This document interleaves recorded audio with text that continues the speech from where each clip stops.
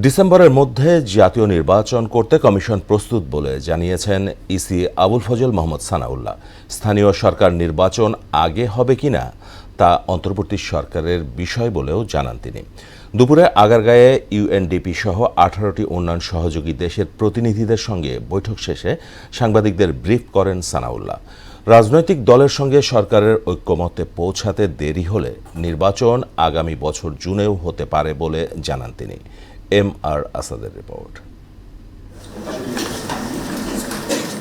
UNDP সহ 18টি উন্নয়ন সহযোগী দেশের প্রতিনিধিদের সঙ্গে বৈঠকে বসে নির্বাচন কমিশন। এতে আসন্ন নির্বাচনে কারিগরি সহায়তা, প্রবাসী এবং নারী ও প্রান্তিক গোষ্ঠীর ভোটাধিকার বিষয়ে আলোচনা হয়। বৈঠক শেষে সাংবাদিকদের ব্রিফ করেন ইউএনডিপির আবাসিক প্রতিনিধি। We provide technical assistance on specific areas that support has been requested from the Elections Commission, and the needs assessment had decided that that's areas where the UN as our family can support.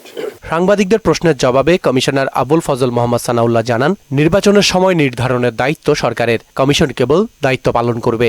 অল্প পরিমাণে সংস্কার সহ নির্বাচন করতে হয়, সেখানেই যদি রাজনৈতিক মতৈক্য গিয়ে দাঁড়ায় তাহলে পরে এই বছরের শেষ নাগাদ ডিসেম্বরের 2025-এ, আর যদি আরেকটু সংস্কার করার সুযোগ দেওয়া হয় তাহলে 2026 সালের জুন নাগাদ ইলেকশন করা সম্ভব।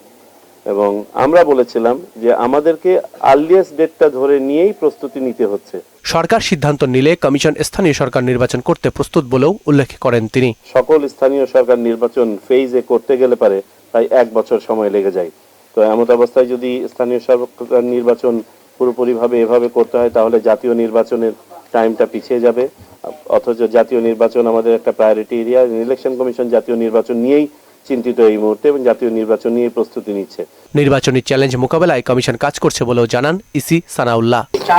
অবশ্যই, ওয়াই নট, জাতীয় নির্বাচনের আগেই করে দিবেন। ওয়াই নট, এটা তো আমাদের ডিসিশন না, ডিসিশন তো গভর্নমেন্টের। এম.আর. আসাদ, মোহনা সংবাদ, ঢাকা।